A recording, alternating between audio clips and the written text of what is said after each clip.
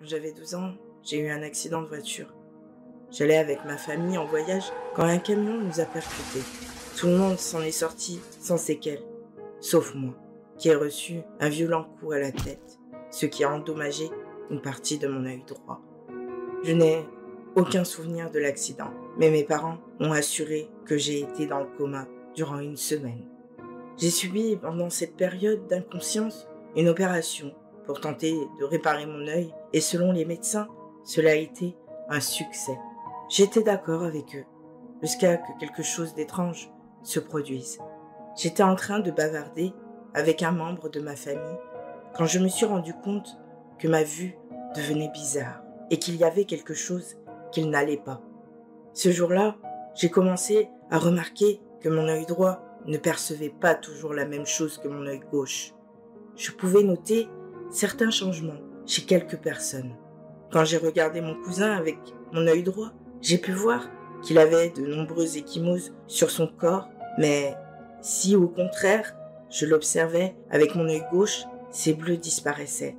J'ai supposé qu'il ne s'agissait que d'un simple effet secondaire de l'intervention qui disparaîtrait avec le temps. Le lendemain, j'ai été très surpris de découvrir que mon cousin s'était cogné violemment en tombant par accident après avoir couru sur la place.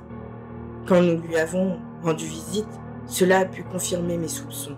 J'ai observé qu'il avait exactement les mêmes ecchymoses que celles que j'avais remarquées la veille avec mon œil droit.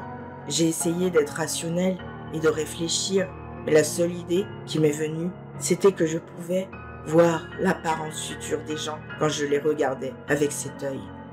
À cause de cet événement, je suis devenue obsédée à l'idée de regarder les gens afin de voir ce qui allait leur arriver dans un futur proche.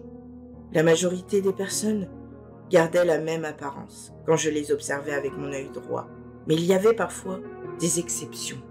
J'ai vu un de mes camarades de classe avec une ecchymose à l'œil qui a fini par l'obtenir le lendemain en se battant avec un autre élève. Quelques camarades au teint pâle qui ont manqué les cours le jour suivant car ils se sentaient malades, et etc. Plusieurs semaines se sont écoulées sans que rien de plus étrange ne se produise, jusqu'à ce que l'obscurité arrive. Lors d'un jour normal en classe, j'ai pu remarquer, dès l'arrivée de notre professeur, quelque chose d'extrêmement étrange chez lui. J'étais assise au fond de la salle et je n'ai pas pu le voir clairement. Je me suis alors rapprochée. J'ai pu ainsi voir que son corps était complètement détruit, qu'il avait des coupures et des traces de coups partout sur la peau. Sa tête était partiellement écrasée.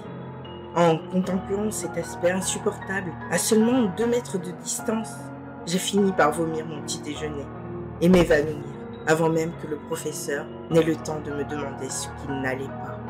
Je me suis réveillée à l'infirmerie de l'école, mes parents auprès de moi. Évidemment, ils m'ont posé tout un tas de questions sur ce qui venait de se passer, auxquelles j'ai répondu en mentant. Je leur ai dit que je m'étais sentie mal et que c'était pour cette raison que j'avais vomi. Mes parents se sont assurés que j'allais bien et m'ont ramenée à la maison. Le lendemain, toute la salle de classe a été choquée d'apprendre que notre professeur était décédé. Il semblait qu'il était mort d'un accident de voiture alors qu'il rentrait chez lui. Les choses n'ont fait qu'empirer depuis ce jour-là. À présent, je ne vois plus uniquement la future apparence des gens, j'ai également des hallucinations. Quand je vois les gens avec mon œil droit, ils me demandent d'arrêter. Ils me supplient d'arrêter de les regarder. Je sais que c'est irréel, puisque ces gémissements cessent quand je ne les vois que de mon œil gauche. Un jour, ce que je redoutais le plus est arrivé. Mes parents ont eu une apparence différente. Ils n'arrêtaient pas de me supplier de ne pas les regarder, en me criant de manière hystérique de détourner les yeux. J'étais terrifiée par le temps qui passait, car j'étais sûre que le lendemain mes parents ne seraient plus là avec moi. Et comme si cela ne suffisait pas à me faire perdre la tête, j'ai aussi réalisé en m'observant dans le miroir que mon apparence avait changé. J'ai mis du temps à m'en rendre compte, mais j'ai fini par comprendre que mon œil droit ne faisait pas vraiment que voir la future apparence d'une personne. Il faisait aussi mourir des gens. plus il regardait quelqu'un, plus rapidement et plus horrible se produit sa mort. C'était comme s'il était maudit et que chaque personne qu'il regardait était condamnée à mourir d'une façon horrible. Alors, tu te demandes sûrement ce qui est ensuite arrivé à mes parents?